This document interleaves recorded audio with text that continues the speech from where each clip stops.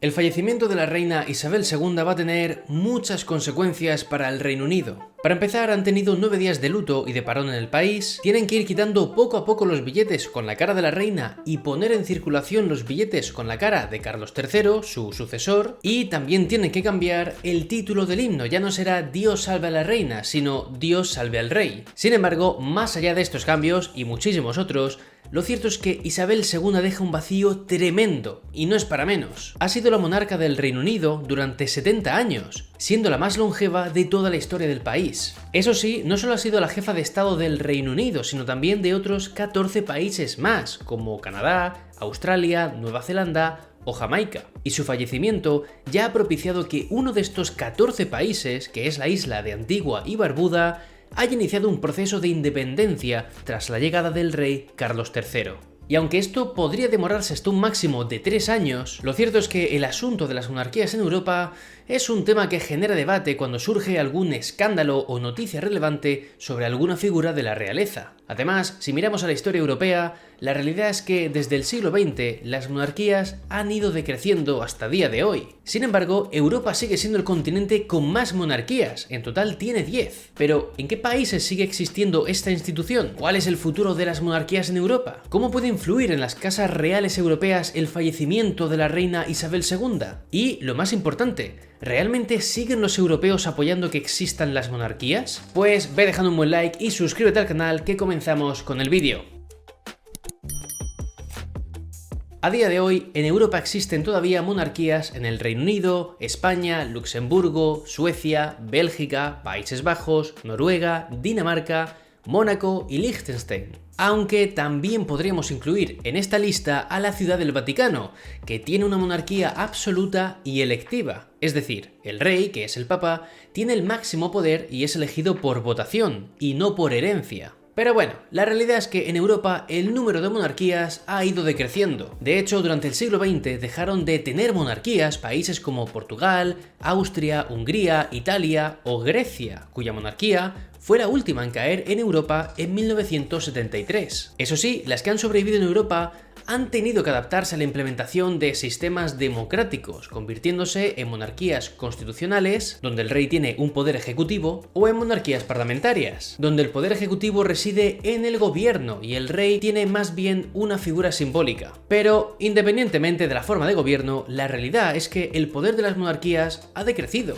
y en muchos casos tiene un rol prácticamente ceremonial. Un ejemplo reciente de ello es el caso de Luxemburgo, que en 2008 vio como el gran duque Enrique se opuso a ratificar la legalización de la eutanasia, que había sido aprobada en el Parlamento. Para que la ley entrase en vigor, la ratificación del Gran Duque era un requisito indispensable. Y, como se negaba, Jean-Claude Juncker, el entonces primer ministro del país, sacó adelante una reforma constitucional que le quitó prácticamente toda responsabilidad legislativa al Gran Duque. Pero, volviendo al tema, si hay una monarquía europea que destaca por encima de todas, esa es la británica, que de la mano de Isabel II es la que se ha erigido como el símbolo universal de lo que representa una casa real europea. Esto se debe, en primer lugar, al contacto humano que ha tenido Isabel II a nivel internacional, al haber sido la jefa de Estado de países de América, África y de Oceanía. Todo esto debido a la Mancomunidad de Naciones, la famosa Commonwealth.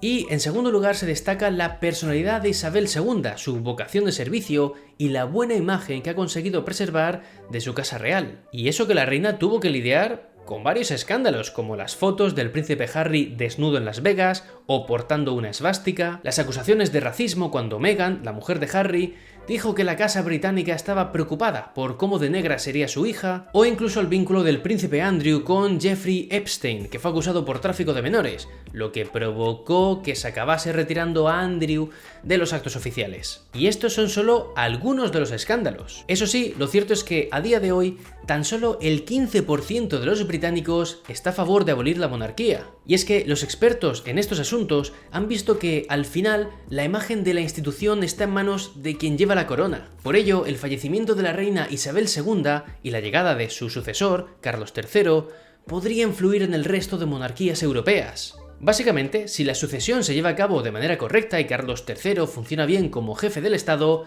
esto beneficiará al resto de casas reales, ya que demostraría que esta forma de gobierno funciona. Ahora bien, la cosa no ha comenzado de la mejor forma para Carlos III. Para empezar, durante el acto de sucesión tuvo actos que fueron ampliamente criticados y, si bien sabemos que no llegará a simbolizar lo mismo que Isabel II, también es cierto que su pasado le persigue. Y es que durante su etapa como príncipe, Carlos III estuvo enviando cartas a ministros y empresarios criticando proyectos, por ejemplo. O sea, justo lo contrario de lo que debería hacer alguien de la realeza, que es mantenerse en silencio y no posicionarse en ningún asunto. Pero vamos, que hasta que no haya encuestas a nivel nacional, realmente no sabremos si el cambio de monarca va a tener un impacto. Y aunque se da por hecho que la corona británica no peligra para nada, sí se cree que su popularidad podría decaer, al menos en el corto plazo. Ahora bien, ¿qué sucede con el resto de monarquías europeas? ¿Cómo de populares son en sus países y qué futuro podrían tener?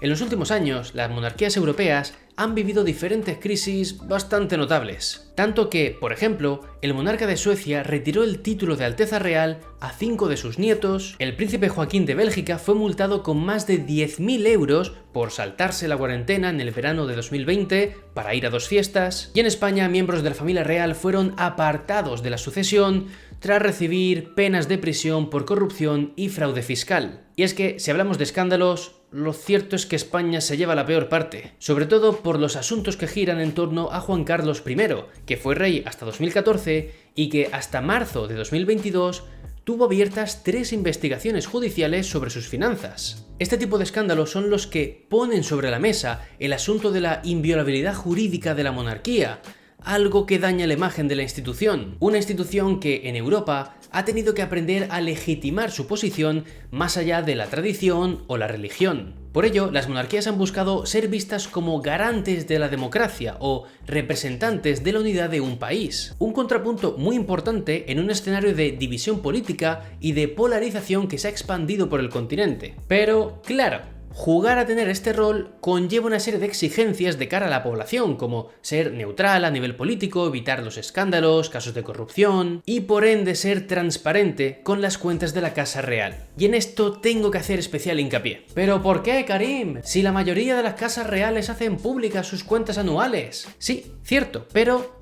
ojo, cuidado, porque esto lleva sucediendo desde hace apenas una década. Por ejemplo, en el caso de España, la Casa Real publicó por primera vez sus cuentas en 2014. Sin embargo, todas las familias reales en Europa declaran tan solo una parte de la financiación que reciben. Por ejemplo, volviendo al caso de España, lo que sucede es que la asignación oficial no incluye los gastos que asume el Ministerio de Hacienda para encargarse de las decenas de vehículos y conductores de la Casa Real. Y esto pasa con más ministerios, como el de Exteriores cuando se cubren viajes al extranjero, o el de Defensa para costear la Guardia Real.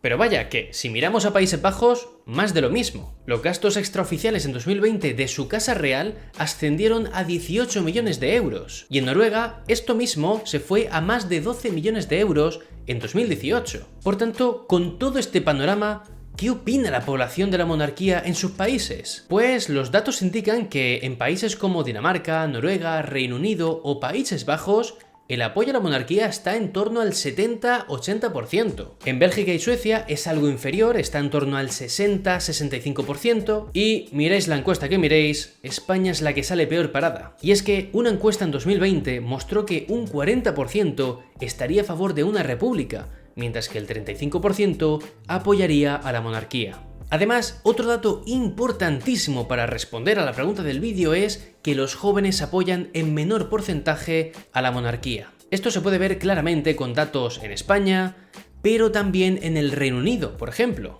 Por tanto, respondiendo a qué futuro tienen las monarquías en Europa, podemos afirmar lo siguiente. Lo primero es que la supervivencia de las casas reales depende sobre todo de las propias familias reales, de que sean capaces de no generar polémicas, de no mojarse a nivel político y de saber gestionar el tamaño de su familia. Porque cuantos más sean, mayor será el riesgo de que uno de sus miembros se meta en problemas y cause daños a su reputación. Además, cuanto mayor sea la familia real, también será mayor el riesgo a recibir críticas sobre costos excesivos. En segundo lugar, si las monarquías quieren seguir gozando de popularidad, deberán seguir adaptándose a los cambios. Por ejemplo, tras la crisis económica de 2008, las casas reales comenzaron a hacer públicas sus cuentas en un ejercicio de transparencia para la población. Y por último, si bien parece que los jóvenes son menos propensos a apoyar a la monarquía, a día de hoy, en términos generales, las casas reales europeas cuentan con un apoyo de entre el 60 y el 80%, unos índices que cualquier partido político querría tener. Pero, ¿qué crees tú que pasará en el futuro? ¿Crees que alguna de las monarquías de Europa podría desaparecer? ¿O que, por el contrario, se mantendrán siempre con un alto porcentaje de apoyo? Os leo en los comentarios. Dejad un buen like si os ha gustado el vídeo, suscribiros al canal para más contenido sobre Europa y la Unión Europea, y nos vemos en la próxima.